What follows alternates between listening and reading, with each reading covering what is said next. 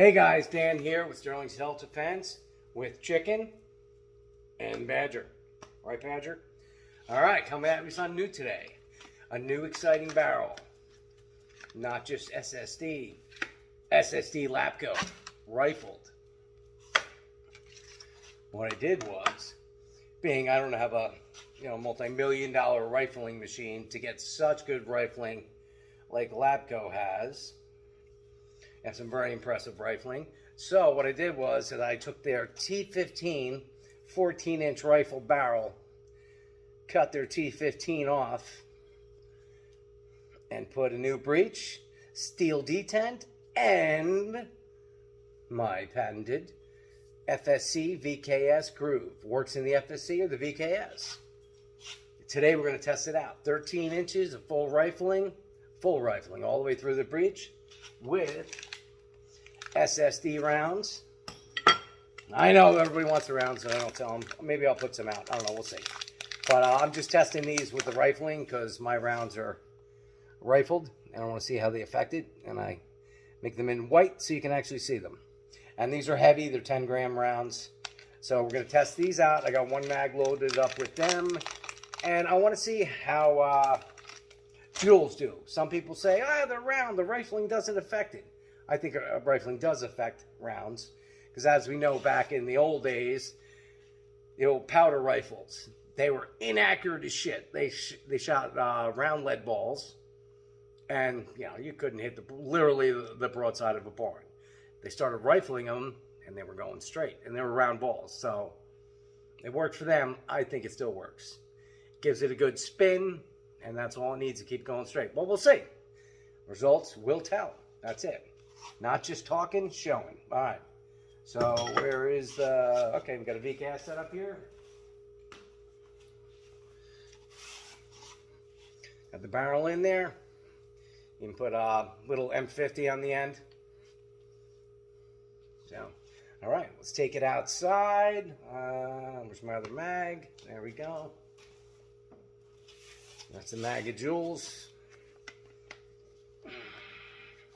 Stick this in the pocket, and we will head outside. We're going to be shooting at 125 feet. Excuse the mess. I got a million projects everywhere, working on everything here. It's a mess. Just got my ground deck, whatever you want to call it, just about done. There's Panther. Hey, say hi, Panther. Beautiful black cat. Working on my pond pool. Yes, it's a pool and it's a pond. No chemicals. Got an upper pond where it's just going to be fish and plants and turtles and all kinds of stuff. The water from the pool part gets pumped to the plant and fish part, which cleans it, and water falls back into the pool. And it's one of those beach entries where you just walk right into it. Basically for the animals. Oh, I'm walking too far. Sorry. I got to back up. And there's Badger. All right, here's my 125 foot mark.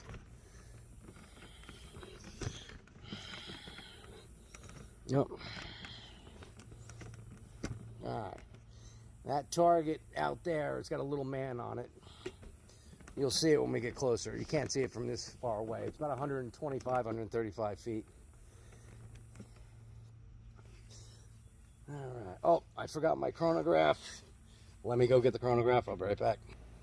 All right, I am back. All right, make sure you guys can see what I'm shooting. I'm chronographing, so I got to kind of free shoot. I can't really aim, but see if I can get pretty close. 10-gram SSDs. First shot. You know what? He's on an angle a little bit. Let me match his angle.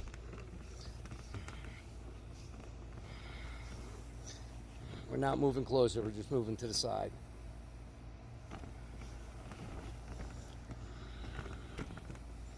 All right. I know he's far out there. It's hard to see, but all right. First shot.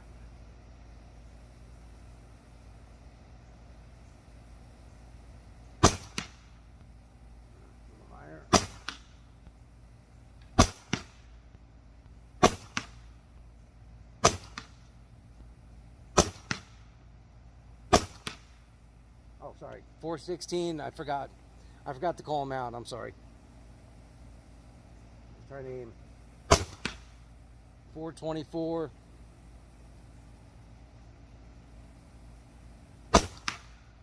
424. 414. They're all between like 414 and 426. I don't know what that is. Alright. 414 was the last one. And they're flying nice and straight. I'm hitting the target. I'm not even aiming with the scope or anything. I'm going to drop this mag. And I'm going to load up with Jules. And see if Jules shoots straight. Now, those other ones shot beautifully straight. For that distance, 135 feet. Normally, you know, you get a crazy curve. Once you get over about 100 feet, they curve like crazy. It is what it is, you know. Not that self-defense is at 135 feet, but you know what I mean. All right, now we're shooting Jules. Ready to go.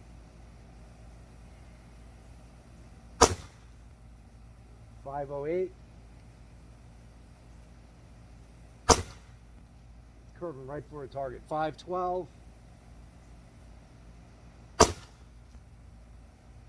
Right for the target. Hit it on that one. 464. Air is starting to get low. It straightened them out, but they still got a curve. I think it's curving at about 125 feet. Let's move a little closer with the Jules.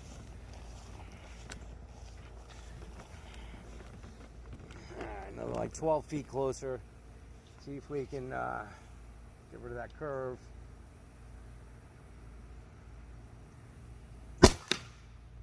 .462, right on. I'm out of rounds. But that one was nice and straight. I took 12 feet off the 135, and then they were hitting right on. So right at like 125, 130-ish, Jules start to curve no matter what. The SSDs with the good spin, with the little fins, went right on it. Let's go see what kind of damage we did. I'll have to do the numbers. I'm bad with doing 10 gram. I don't know what I was shooting. Probably 80 joules around there. And this gun is set, I think, with the 80 joule mod. Alright, let's see our little target, see what she looks like. Yeah, I've been mixing cement for days now. Alright, here's my guy. And remember, I wasn't aiming great, so but all the targets, all the shots, except for most of them went through. The only ones I missed the person were here and here with the SSDs. Every SSD round went right in them. You can see them.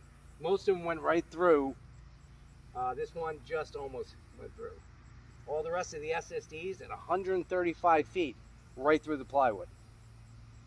So that would really do damage on a person. Here, I'll get you a little closer.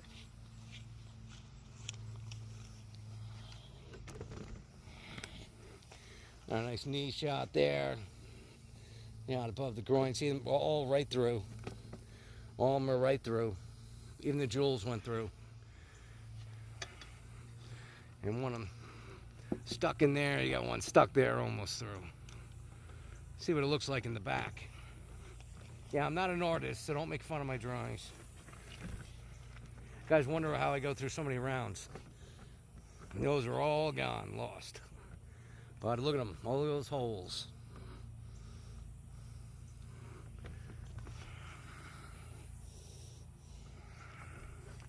Look at Badger watching.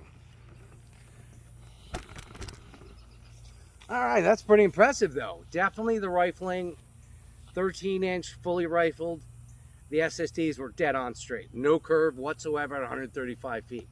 Now the Jules, they were straight until about 125 feet and they started to veer. It was funny because I don't know if you could see that, but as soon as they were right about at the target, they were like whoosh, whoosh. I came in 12 feet and they were dead on. So within that 12 feet, so 125 feet, that's when the Jules just lose it and start curving off. Kind of like paintballs do. has a lot to do with weight too. The 10 gram helps a lot more.